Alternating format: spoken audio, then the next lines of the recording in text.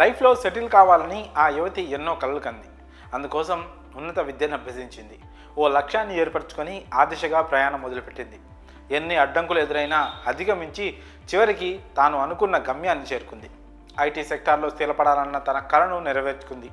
గచ్చిబౌలిలోని ఓ software కంపెనీలో job సాధించింది. ఇంకా అంతా బాగానే ఉంది అనుకున్న సమయంలో విధి ఆమెను వెంటాడింది.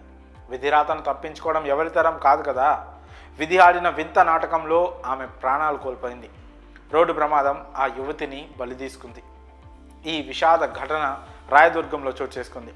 పూర్తి వివరాల్లోకి వెళ్తే కామారెడ్డికి చెందిన శ్రీవాణి గచ్చిబౌలిలోని ఓ సాఫ్ట్వేర్ కంపెనీలో జాబ్ చేస్తోంది. రోజు మాదిరిగానే ఈ రోజు కూడా ఆఫీస్కు బయలుదేరింది. ఆఫీస్కు వెళ్లేందుకు ర్యాపిడో బైక్ను బుక్ చేసుకుంది. బైక్పై వెళ్తున్న క్రమంలో ఊహించని ఘటన చోటు చేసుకుంది.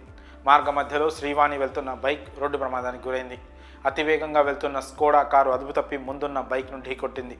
ఈ ఘటనలో బైక్ వెనుక కూర్చున్న శ్రీవాణి తీవ్రంగా గాయపడి స్పాట్లోనే చనిపోయింది. బైక్ నడుపుతున్న వెంకటరెడ్డి గాయపడగా స్థానికులు ఆసుపత్రికి తరలించారు. ప్రమాద సమాచారం అందుకున్న పోలీసులు ఘటనా స్థలికి చేరుకున్నారు.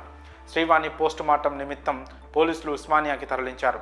ఈ ఘటనపై రాయదుర్గం పోలీసులు కేసు నమోదు చేసుకుని దర్యాప్తు చేస్తున్నారు. చేతికి అంది వచ్చిన కూతురు ఇలా అర్ధాంతరంగా అసువులు బాసిపోవడంతో తల్లిదండ్రులు కన్నీరు మున్నీరుగా విలపిస్తున్నారు.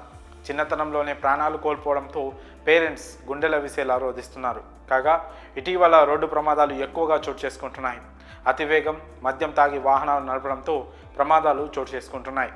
ట్రాఫిక్ పోలీసులు రోడ్డు ప్రమాదాల పట్ల అవగాహన కల్పిస్తున్నప్పటికీ వాహనదారుల్లో మాత్రం మార్పు రావడం లేదు.